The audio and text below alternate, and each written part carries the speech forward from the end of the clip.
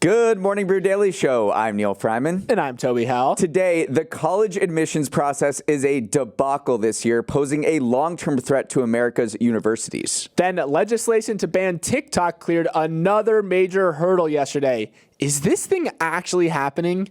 It's Thursday, March 14th. Let's ride.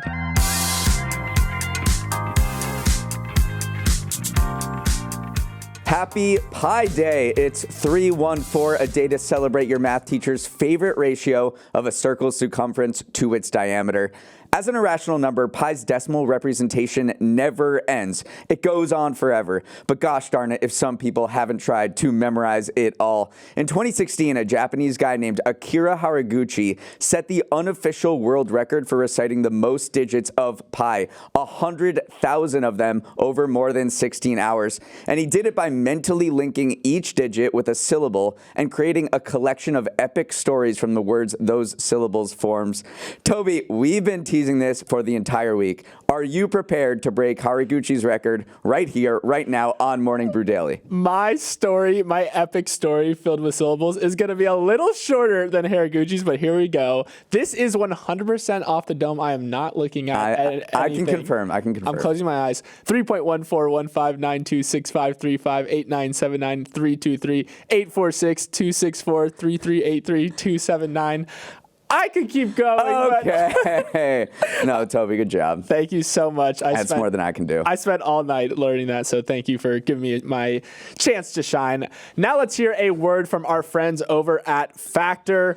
Listen, eating is something we all have to do, but man, can it get a little old. Yeah, one day you wake up and realize that adulthood is just a never-ending stream of what should I eat for dinner and cleaning the same pan over and over again. But it doesn't have to be that way. You can give that pan a quick break and try out Factor instead. You don't have to think anymore. Factor sends you chef-prepared, never frozen meals that you can pop in the microwave and enjoy in just 3 minutes. No cleanup necessary. Well, okay, you have to recycle the packaging, but again, way easier than dealing with that pan. When I eat Factor, I can tell my pans get a little jealous too. You would have jealous pans, Neal. La Crusette is definitely the most jealous cookware type. But you can also make your pans jealous by heading to factormeals.com/morningbrew50, then using code morningbrew50 to get 50% off. That's factormeals.com/morningbrew50 with code morningbrew50 to snag that tasty 50% discount. Things are getting dicey for TikTok on Capitol Hill. Remember that bill that kind of snuck up on us over the weekend, giving the app's Chinese owner ByteDance 6 months to divest from TikTok or else face a ban in the US? Well, like the boulder in Indiana Jones, it's gaining momentum. The House of Representatives comprehensively voted in favor of the measure yesterday with a bipartisan vote of 352 to 65. And honestly, my neck hurts a little bit here from the whiplash of just how quickly this all developed. We heard about the committee vote over the weekend. The House passed it in record time, and now it's on its merry way towards a much less certain fate in the Senate. The Senate is simply not sold on it. Majority Leader Chuck Schumer has remained non-committal and hasn't clarified when he'll bring the bill to the floor, while other senators, including Rand Paul, are concerned that the bill may violate the right to free speech. So here we are with a TikTok bill that's made it further than any of the previous iterations, but that last mile is still looking pretty uphill. Toby, first of all, I hope your neck is okay. Thank you. Should get that checked out. But yeah, this is real. This is becoming very real. This is the first time that a chamber of Congress has approved legislation that could lead to TikTok's ban across the country. And as Bill Belichick would say, we're on to the Senate. And you're right, it's going to be an uphill battle. They need 60 votes, and we're just at the starting line. They did get a big endorsement for this bill from the two very powerful senators, Mark Warner and Marco Rubio, a Democrat and a Republican. They're the two highest ranking senators on the Intelligence Committee over there in the Senate, and they endorsed the bill. They say, we're happy that House passed it, and we should take it up as soon as possible. We'll see if that comes to pass. But man, down the House, it's through the House. President Biden President Biden said he'd sign it. So TikTok must be feeling very nervous, and its defenders are probably a little quaking in their boots right now. Yeah, let's go through kind of some of the arguments for or against this bill. A lot of people arguing against it are coming from that creator side of things, where people are saying, hey, we make a living on this app. 170 million people use it in the US. It is a valuable source of information for a lot of those people. Also, as I said, there's some free speech. It's a slippery slope when it comes to free speech. If we start banning apps within the US borders, that can kind of lead to other companies not feeling on steady footing here. And then also, the U.S. has been looking into this concern of ByteDance harvesting U.S. user data for 5 years now, and they really haven't turned up everything. So if your argument is that China is harvesting U.S. user data, the evidence hasn't been there so far. No, and another argument that you hear people on the more progressive side of Democrats saying is that, why are we going after TikTok when there has been no evidence of China harvesting user data, even though that is potentially a threat? When we're seeing Zuckerberg and other huge U.S. Social media companies, we know they're selling our data. We know they're hurting kids. We know there's privacy issues all across the board. This is not a TikTok issue. This is a big social media issue, and that is not, that is not unique of TikTok. So they're saying that we're singling TikTok out when there are much bigger problems to fry here just in the United States. But then on the other side of the coin, we're heading into an election year, and there's a very real fear that it's not some backroom data harvesting that's happening. It's happening right under our noses, that China is controlling this algorithm that influences 170 million people in the U.S., a lot of them young people. So do we really want a foreign kind of geopolitical adversary? Our biggest one. Yeah, our biggest one having access to the youths like that. So there are definitely... There's a reason why this bill has progressed to the House and is about to reach the Senate, because there are really real fears around that. Yeah, and opponents also of TikTok are saying, point to trade reciprocity, which is the point that China has banned all of our social media apps. So why should we allow a company that's owned by China to operate in the United States, a social media company to operate here? They don't allow us there. We shouldn't allow it here. So we'll see these battle lines being formed more often over in the Senate. Some Republicans still aren't sure about it. There's a lot of uncertainty, but we will keep our eye on it because this is going to be a big deal. If you're just looking at the betting market on Kalshi online, 63% chance it becomes law, according to the betting markets. Okay, you're about to see a lot fewer Family Dollar stores around the country because parent company Dollar Tree said it's closing 1,000 locations in the next 3 years due to underperformance, and that's 12% of all locations. By underperformance, I mean Dollar Tree has booked a $1.7 billion net loss on its Family Dollar unit, which it acquired in 2015 for $8 billion. And that acquisition is increasingly looking like a debacle. Since beating out rival Dollar General in a bidding war to buy Family Dollar, Dollar Tree has struggled to improve the Family Dollar brand, and it remains a heavy anchor on the company. And before digging into this story, I realized there's a lot of chains with the word dollar in them, which might be confusing. So here's the landscape. You've got Dollar Tree, which focuses mostly on middle-income shoppers in the suburbs. Dollar Tree owns Family Dollar, which sets up shop predominantly in cities and caters to lower-income customers. Their main competitor is Dollar General, which dominates rural areas.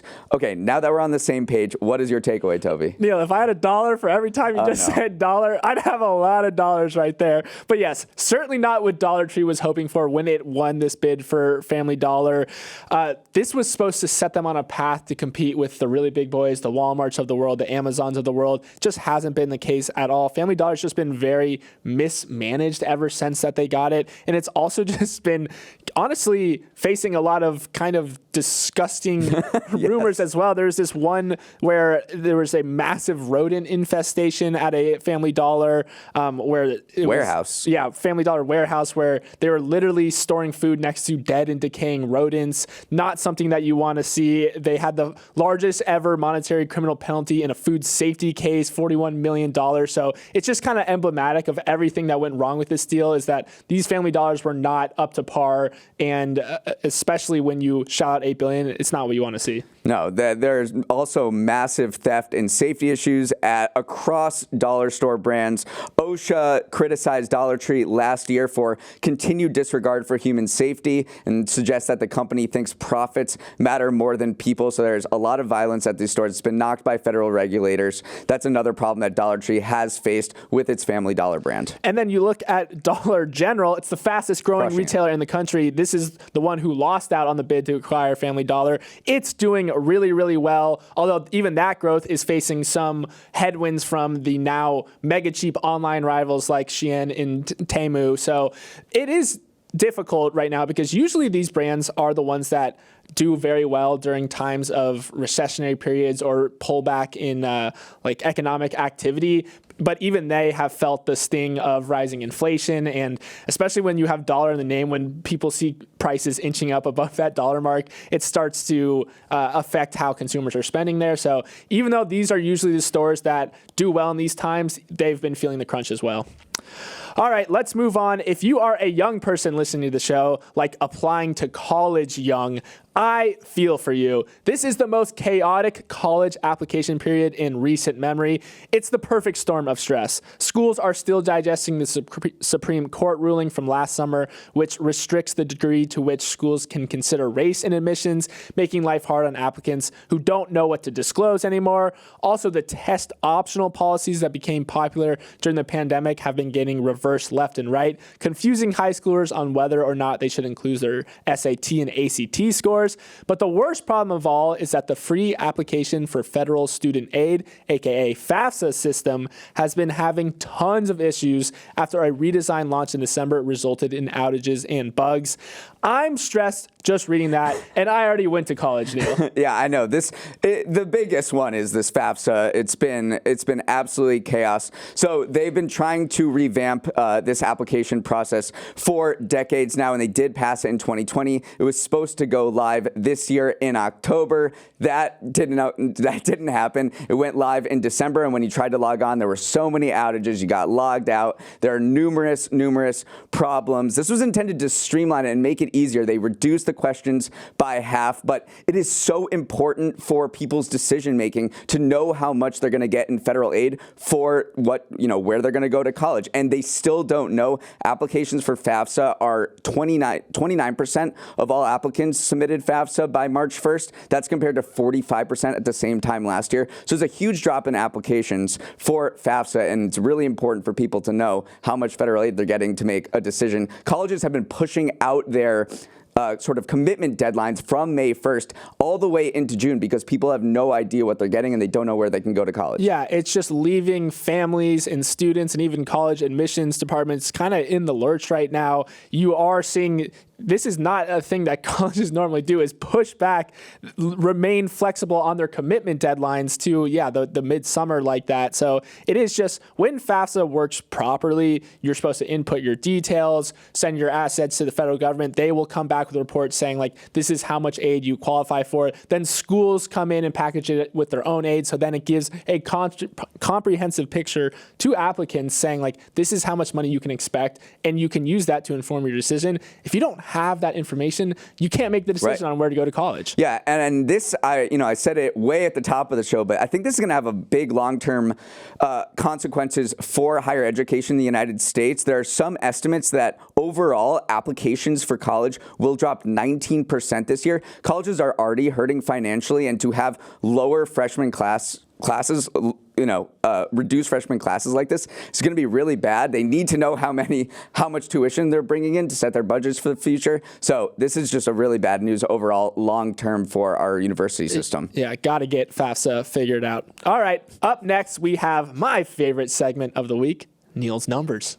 Welcome to Neal's Numbers, the segment where I share 3 stats from the week's news that will make you think, dang, I really wish I had directed Oppenheimer. And that's because my first number is Christopher Nolan's final payday for directing the film, which reportedly comes in at just under $100 million. That payday is a combo of Nolan's salary, his back-end compensation, hitting box office targets, and bonuses for his 2 Oscar wins last Sunday, Best Director and Best Picture.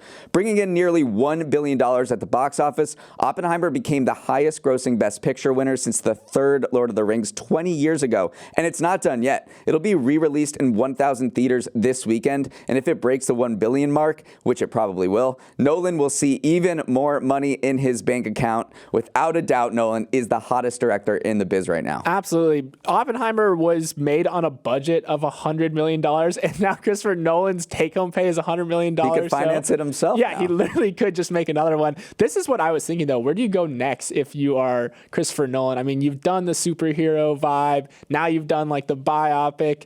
What's next for you? And I don't know. It's one of the probably the biggest speculation going on in Hollywood right now. Everyone's like, what? 700-page Pulitzer Prize-winning book is he going to adapt next? I've heard a lot of The Power Broker, Robert Caro's biographies of Lyndon Johnson as well. So I don't know. That could be an interesting, more of a political thriller. While we're on the subject of the Oscars, though, we haven't mentioned the ratings came out of how they did. It was a 4% bump to 19.5 million viewers, highest in 4 years. So definitely some optimism around award shows coming back. I still think that's a little bit disappointing, though, given Barbenheimer and the hype around particular movies this year. A 4% increase over last year doesn't seem like a huge bump that people were expecting, especially as they moved the starting time for the Oscars up to 7 p.m. So I think that's a little disappointing number. And then one final thing I want to bring up about the Oscars, that Oppenheimer is interestingly the 11th World War II movie to win an Oscar. So if you want to pause the show now and kind of think about the 10 other World War II movies to win Best Picture, you can do that. I'm not going to recite them, but some of them include King's Speech, Schindler's List, Patton, Sound of Music, I'm and not going to recite them, Casablanca. but you just recite them. Okay. Just 4 of them. Okay, for my second number, you have the opportunity to guess as well. What is the fastest growing high school sport in the country? And the answer is girls wrestling. The number of girls in high school wrestling programs is exploding. In 1990, just over 100 girls were on high school rosters in the country, and they often wrestled on boys' teams against boys. 3 decades later, there are more than 50,000 girls wrestling nationally, and the sport experienced 60% growth last year alone. It's also being increasingly recognized at the collegiate level. The NCAA has designated girls wrestling an emerging sport, and it's on track to become a championship-level competition in 2026. Does this surprise you? Yeah, whenever I see stats like this about huge booms in youth sports, I always go back to see what happened in kind of the Olympics in previous years. Absolutely. And in one women's wrestling star kind of emerged in the 2016 Olympics. There's this American wrestler named Helen Maroulis who took home gold in kind of this big upset victory. Here we are 8 years later. It's remarkable how much impact one person can have. Obviously, there's other societal trends that are kind of pushing more girls into this sport, but I do think that you see these effects, that you see someone on TV and you say, hey, I want to be like her. Yeah. It leads to real change. So all I know is that in 8 years' time, there's going to be so many girls basketball players as well pulling up from the logo, like the Caitlin Clark effect. We talk about it a lot in the show, but I think this wrestling stat also shows that it happens in other sports. Totally. And shout out to my mom's hometown of Paulsboro, New Jersey, and their wrestling team. Wrestling is a total religion down there. What an interesting sport. Okay, my final number is one of the biggest upsets in world history. Bigger than Appalachian State over Michigan. Bigger than 300 Spartans holding off 300,000 Persians at Thermopylae. LaGuardia Airport in New York has been named the best midsize airport in North America, according to passengers in the Airport Service Quality Survey. Just 6 years ago, LGA was dead last in the same survey. It was a dump, a laughingstock. Even then, Vice President Joe Biden compared it to an airport you'd find in a third world country. But there appears to be no dilapidated transportation facility $8 billion cannot fix. Starting in 2016 and completed last year, the city spent $8 billion completely overhauling the airport, and based on the results of this survey, they did a bang-up job. I am buying all the LaGuardia stock I can get. It's my favorite airport to fly out of in New York, and it just goes to show you with a little elbow grease, a little vim and vigor, and $8 billion, you too can improve the airport that you fly into. Okay, it can get a little hard to keep track of which AI companies not named NVIDIA are worth keeping an eye on these days, but one that should be on your radar is this company called Cognition AI. It just rolled out an AI coding assistant called Devin that can go beyond the standard fare of just autofilling some code here and there. According to Bloomberg, Devin can take on and finish entire software projects on its own. For instance, you give it a job like build me a website that aggregates the best running stores in New York City, and then the software will quite literally do the rest. It will search for the stores, get their addresses, snag their contact information, then build and publish a full site displaying everything with minimal input from you. If that isn't cool enough, Devin also shows you everything it's doing, going as deep as finding and fixing its own bugs as it writes its code. So it has this collaborative element to it that people have enjoyed in early tests. Cognition AI is still a super small 10-person team that just emerged from stealth with $21 million in funding, but it already has software developers kind of sweating a little bit. And when you raise $21 million and you're 2 months old, it's a bet. And this was actually from Peter Thiel's venture capital firm Founders Fund, which does not do a ton of investments. So they're quite bullish on this company. You have to look at who is in charge and who is doing this. So the 10 people who are leading Cognition AI are super coders. They're not just a management team that comes from a consultant firm. Like, they are the most elite coders sometimes in the world. They won 10 gold medals at a recent international competition. There's one guy on the founding team who didn't want to tell Bloomberg what his status was at Harvard because he hadn't had the talk with his parents yet. So something tells me that he dropped out of Harvard, and maybe that's a good decision, because if you build maybe the future of coding, which this could potentially be,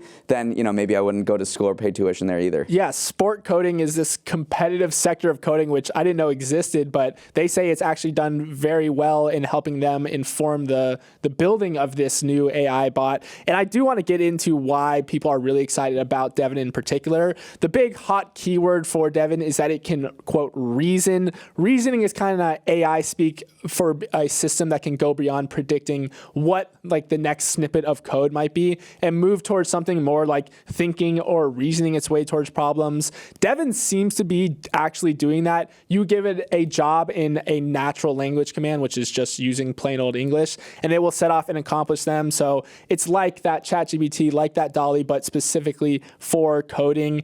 And yet, a lot of the issues that other AI bots have had is staying on task through these long sort of jobs. But Devin, in the early testing so far, has been able to execute going from 0 to 1 on a website or some other big coding task like that. So people are really, really impressed by the early looks. Really impressed. It's not just a one-to-one replacement for a coder. It's literally an entire software team.